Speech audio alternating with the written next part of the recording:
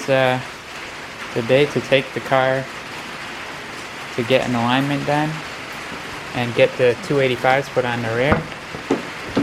I got the new 285s in the back seat, ready to go. Hopefully this tire with the blown out sidewall will hold up to the alignment shop. And it's raining as well.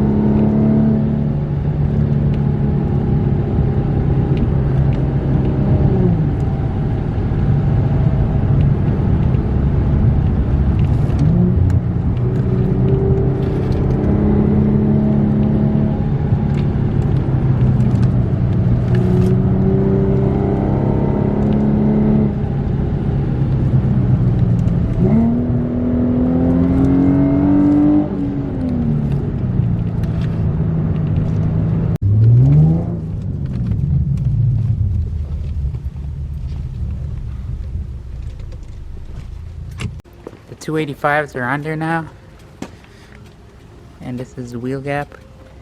Could fit probably one finger in there if you're lucky.